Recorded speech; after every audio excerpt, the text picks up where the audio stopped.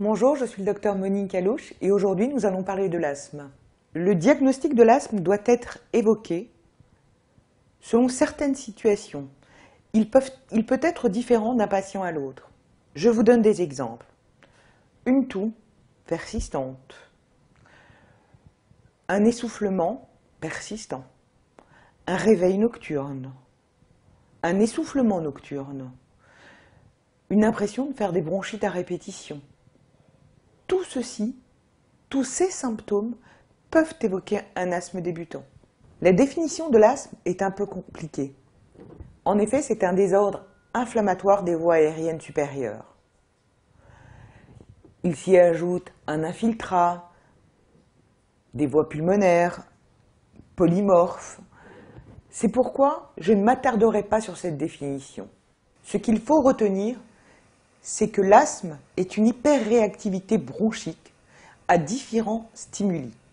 Ces stimuli peuvent être allergiques ou non allergiques. Le développement de l'asthme est important et fonction soit de facteurs génétiques, soit de facteurs environnementaux. Exemple, la pollution. Exemple, l'allergie dans la famille. Souvent, l'asthme allergique est défini dès l'enfance. Ce qui est inquiétant, c'est que depuis 1960, l'asthme dans les zones urbaines est en constante progression. L'asthme aigu grave engage le pronostic vital. Oui, vous avez bien entendu, engage le pronostic vital. Il nécessite donc une prise en charge immédiate. La mortalité due aux crises d'asthme est toujours quasiment préhospitalière depuis les 10 dernières années.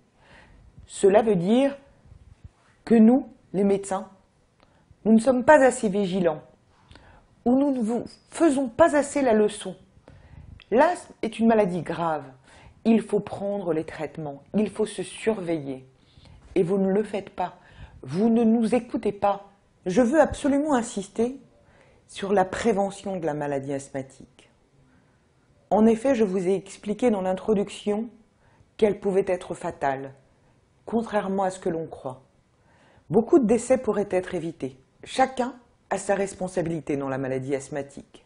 Le médecin doit s'assurer que le traitement de fond et le traitement de la crise est donné au patient, que la vaccination est respectée. Le patient doit avoir compris sa maladie, avoir été éduqué par le médecin et ne pas arrêter les traitements dès qu'il se sent mieux. Plus le diagnostic précoce de l'asthme sera fait, plus le traitement sera adapté, moins le patient fera de complications. Les asthmatiques devraient tous, tout comme les médecins, avoir un débit expirateur de pointe, encore appelé peak flow. En effet, ils devraient être capables de mesurer leur capacité respiratoire et de voir quelle est leur moyenne quand ils sont bien, quand ils n'ont aucune pathologie associée, et dès qu'ils ne se sentent pas bien, pouvoir faire leur peak flow et aller consulter immédiatement.